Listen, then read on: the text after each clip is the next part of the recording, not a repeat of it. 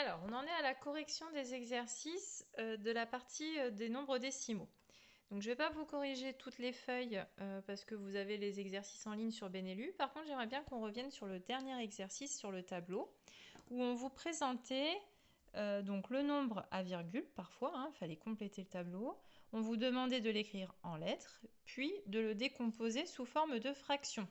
Donc n'hésitez pas à prendre un tableau avec vous. Donc si vous avez celui qu'on a fait en classe, que je vous avais donné en classe, c'est parfait. Si vous ne l'avez pas, vous pouvez le refaire dans votre cahier de brouillon pour y voir plus clair pour vos exercices. Donc si on place 9,72 comme il est indiqué dans le tableau, donc 9,72. Donc là tout de suite on y voit plus clair, on voit qu'on a le 7 dans les dixièmes, le 2 dans les centièmes. Donc si on doit écrire le nombre en lettres, on écrit 9 unités, puisqu'on a 9 dans la partie des unités. Et combien dans la partie décimale? On a 72 centièmes. Et 72 centièmes. Voilà, 9 unités, 72 centièmes. Si on le décompose, donc décomposer, ça veut dire chaque chiffre. Donc dans la partie entière, on a, ça c'est la partie entière, et puis après on a la partie décimale. Donc dans la partie entière, on n'a que le 9, donc j'écris 9 plus. Ensuite, j'ai 7 dixièmes, donc 7 sur 10, plus 2 sur 100, 2 centièmes. Donc 7 dixièmes plus 2 centièmes. Voilà ce que j'ai. Je continue pour le reste. Alors là, il faut lire. Donc il faut écrire du coup le nombre en chiffres qui est à côté. 83 unités, 71 centièmes. Si je n'arrive pas tout de suite à voir le chiffre à virgule dans ma tête, je le place dans le tableau. Donc 83 unités. Unité, ça veut dire tout de suite que je suis dans la partie entière. Donc 83 unités. Je place 83 unités. Et on me dit 71 centièmes. Donc ça veut dire que 71 centièmes, c'est la partie décimale. Donc entre la partie entière et la partie décimale, j'ai la virgule qui sépare. 71 centièmes. Donc ça, c'est déjà écrit en lettres. Donc j'ai plus qu'à l'écrire sous forme de virgule. Ça me fait 83,71. 83,71. Et je regarde.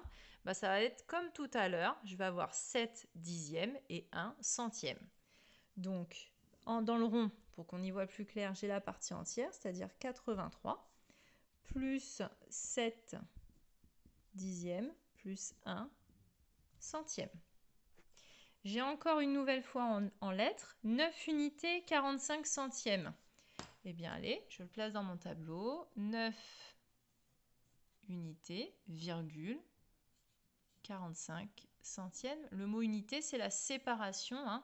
Si on dit 9,45, la virgule, c'est la séparation. Si on utilise les mots unité, dixième, centième, 9 unités, ça veut dire que c'est la séparation entre la partie entière et la partie décimale. Donc 9 unités, je mets là. 45 centièmes, je mets là. Et je mets bien ma virgule à l'écrit pour bien séparer. Donc si je le fais en décomposition, ça va me faire 4 dixièmes, 5 centièmes. Donc déjà, je l'écris sous forme de virgule, 9,45. Et puis après, 9 plus 4 dixièmes plus 5 centièmes. Voilà. Là, on vous donne à faire tout le travail. Ici, 6,213. Je le place dans mon tableau. 6,213. Donc ça veut dire que si je le lis sous forme unité, etc., donc ça va me faire 6 unités et 213 millièmes. Donc j'écris 6 unités et 213 millièmes. En décomposition, ça va me donner 2 plus, je prends chaque chiffre, donc 2 dixièmes plus 1 centième plus 3 millièmes. Voilà, donc je vous laisse finir le tableau en regardant la correction sous Benelux. Je pense que là déjà vous avez bien compris comment fonctionnait le tableau et si vous avez des questions, il ne faut pas hésiter à m'envoyer un message. Voilà, c'est fini pour la correction des nombres décimaux.